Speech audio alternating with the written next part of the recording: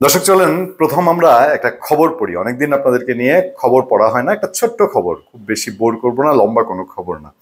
খবরটা পড়ে আপনাদের এক এক রকম রিয়াকশন হবে জানি, কারণ আমাদের দেশ তো এই 5 আগস্টের পরে এত বেশি ডিভাইডেড। এইটা আওয়ামী লীগ আমলে কি ছিল আমি সেটা ক্লিয়ার করব। খবরটা ইন্টারেস্টিং এবং নেতা সুলভ ব্যাপার না। মানে বাংলাদেশের মানুষ তো খুব ভ্যাডম পছন্দ করে, যে আরে নেতার কি দাপট, এরকম ব্যাপার। দেখেন, ইন্ডিপেন্ডেন্টের নিউজ সাইটে আছে। ইন্ডিপেন্ডেন্ট নিউজ সাইটে বলা হচ্ছে যে আমি শিষ্টাচার বহির্ভূত আচরণ শুরু করলে নিতে পারবেন না। কে বলছেন? সেই আলোচিত ক্যারেক্টার হাসনাত আব্দুল্লাহ। আওয়ামী লীগ নিয়ে শীঘ্রই সিদ্ধান্তে আসতে হুঁশিয়ার করেছেন জাতীয় নাগরিক পার্টি এনসিপির মুখ্য সংগঠক হাসনাত আব্দুল্লাহ।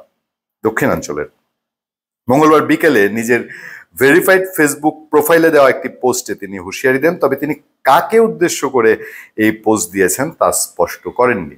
কিছুটা ব্যাকগ্রাউন্ড আপনাদের জানা আছে, বলবো আবার। পোস্টে হাসান বলেন, যেদিন থেকে আমাদের আওয়ামী লীগ বিরোধী অবস্থান এবং কম্প্রোমাইজের রাজনীতির বিরোধিতাকে শিষ্টাচার বহির্ভূত বলা শুরু হয়েছে, সেদিন থেকেই আওয়ামী লীগের মিছিল বড় হতে শুরু করেছে।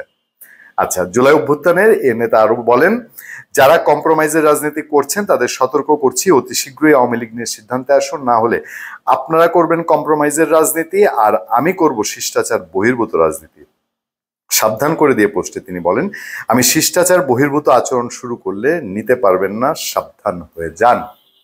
এবার বিষয় আসলে তেমন কিছু না। বিষয় হচ্ছে আওয়ামী লীগের বাড্ডা রামপুরা এলাকায় একটা মিছিল হয়েছে এবং সোশ্যাল মিডিয়া যারা ইউজ করেন দেখবেন যে আওয়ামী লীগের সোশ্যাল মিডিয়া অ্যাক্টিভিস্ট যারা, তারা এই মিছিল নিয়ে সাংঘাতিক রকম পোস্ট দিচ্ছে। কেউ কেউ বলছে তাদেরকে শুভেচ্ছা জানাচ্ছে, বিরোচিত কাজ করেছে, এরকম একটা বিষয়। আমার কাছে একটা জিনিস নজর এসেছে, এর আগে আওয়ামী লীগের 5 আগস্টের পরে তুলনামূলক বড় মিছিল যদি কিছু বলেন, ঝিনাইদহে হয়েছে, ফরিদপুরে হয়েছে, আর ঢাকায় এই টাইপের কাছাকাছি একটা হয়েছে ধানমন্ডির 27 নম্বরে। সেটাতেও বিএনপি মানুষজন সেটায় বাধা দিয়েছিল, পুলিশ অ্যাক্টিভ হয়েছিল, 3জনকে অ্যারেস্ট করেছিল। এবার রামপুরা বাড্ডার এই মিছিলের পরে এই ধরনের কিছু দেখা যায়নি, নাম্বার 1। নাম্বার 2 হচ্ছে হাসনাত আব্দুল্লাহ কাকে সাবধান করছেন। মনে আছে আপনাদেরকে যে সেনা প্রধানের সাথে মে মাসে 11 তারিখ হাসনাত আব্দুল্লাহ এবং সার্জিস আলমের একটা মিটিং হয়েছিল। সেই মিটিং থেকে বের হয়ে এসে হাসনাত আব্দুল্লাহ অভিযোগ করেছিলেন যে তাকে প্রেশারাইজ করা হচ্ছে আওয়ামী লীগের সঙ্গে কম্প্রোমাইজ করার জন্য, কি রিফাইন্ড আওয়ামী লীগ নামে একটা আওয়ামী লীগ আনার জন্য।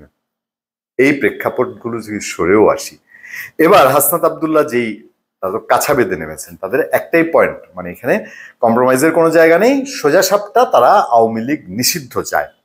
আওয়ামী লীগ নিষিদ্ধ করে তারা ইলেকশন করতে চায়।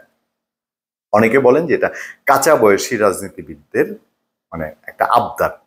এই যে তাকে শিষ্টাচার বহির্ভূত বলা হচ্ছে, দেখেন আমি যেদিন কথা বলছি 15 এপ্রিল 2025, তার আগের দিন ছাত্রলীগের নিষিদ্ধ ঘোষিত বলতে হয় এখন না, তার যে সাবেক সভাপতি বলি আর ছাত্রলীগ সভাপতি সাদ্দামের মানে মরারে আবার মারা আর কি, তার বাড়ি ঘরে আবার নাকি আগুন দেওয়া হয়েছে। কোথাও কোথাও আমি নিউজ দেখেছি কি খড়ের গাদায় আগুন দেওয়া হয়েছে, যেটাই হোক। এবং আওয়ামী লীগ ফেরানোর জন্য এই হাসনাত আব্দুল্লাহরা যে চেষ্টাটা করছেন, দেখেন 5 আগস্ট বা জুলাই অভ্যুত্থান যেটাকে বলা হয়, বিপ্লব করে বলেন, আন্দোলন করে বলেন, অভ্যুত্থান করে বলেন, সেইটা হাসনাত আব্দুল্লাহ বা কারোর একক ডাকে বা 2-4 জনের একক ডাকে কোনো আন্দোলন সেটা হয়নি। সেটা বাংলাদেশের লক্ষ হাজার মানুষ তারা স্বতঃস্ফূর্তভাবে রাস্তায় নেমে শেখ হাসিনা সরকারের পতনটাকে, অনিবার্য যেটা ছিল সেটাকে জাস্ট ধাক্কা দিয়ে বিদায় করেছে। সেই সরকারের সময়ে এসে আমি যেটা শুরুতে বলছিলাম যে আওয়ামী লীগের সময় ডিভাইডেড 2 ভাগে ছিল, একটা হচ্ছে আওয়ামী লীগ অ্যান্ড অ্যান্টি আওয়ামী লীগ। এখন আওয়ামী লীগ তো আছে, আওয়ামী লীগ একটা অংশ তো এখনো আছে, এর বাইরে বিএনপি এক পথে, জামাতে ইসলামী এক পথে, এনসিপি তার কাছাকাছি আরেক পথে, সরকারের একরকম, বামরা আরেক পথে, মানে বহু রকম ডিভাইডেশন বাংলাদেশে, দলগুলোর ভেতরেও ডিভাইডেশন আছে।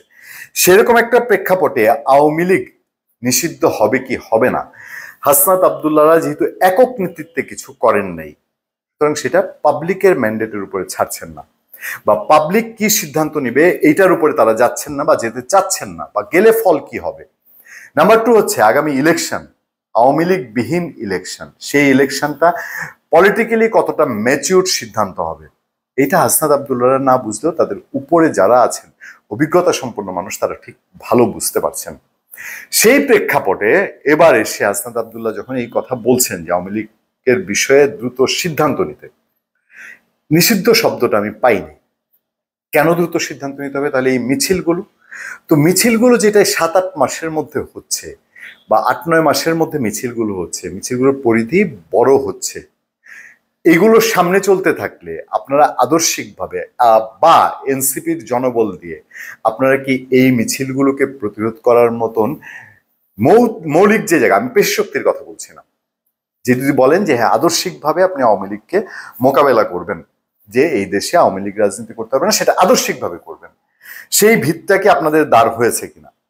যদি আমি উল্টা দিকে বলি যে আওয়ামী লীগ যখন শেখ হাসিনা বা আওয়ামী লীগ জামাতে ইসলামীকে নির্মূল করার 100% চেষ্টা করেছে, বিএনপিকে নির্মূল করার 100% চেষ্টা করেছে, বিএনপি এবং জামাত ইসলামী কি স্ট্র্যাটেজি নিয়েছে? যে তাদের যে পলিটিক্যাল দর্শন, পলিটিক্যাল আদর্শ মাঠে আসতে না পারলেও ভেতরে ভেতরে তারা এইটাকে প্রচার করেছে, এটাকে শক্ত অবস্থান নিয়েছে, যার ফলশ্রুতি পরবর্তীতে জামাতেই সবচেয়ে বড় আঘাতটা করতে পেরেছে আওয়ামী লীগের উপরে, যে কোনো প্রক্রিয়াই হোক। আর বিএনপির লক্ষ লক্ষ তৃণমূলের নেতাকর্মী বের হয়ে দেখিয়েছে যে তাদের আদর্শিক জায়গায় তারা এক আছে।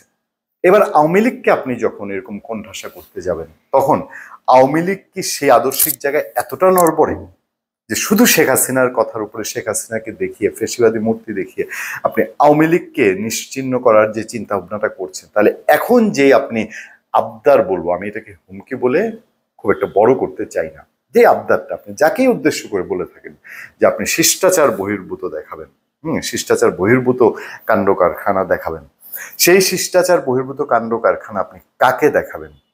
জাতির তো অলরেডি কিছু ধারণা আপনি দিয়ে দিয়েছেন। সেটা যদি হয়, সেটা কি ভবিষ্যতের জন্য খুব মঙ্গলজনক? ধন্যবাদ সবাইকে। ভালো থাকবেন, সুস্থ থাকবেন। সত্য, করুণা এবং সহনশীলতার সাথে আপনাদের সাথে আমি আতিক রহমান পূর্ণিয়া।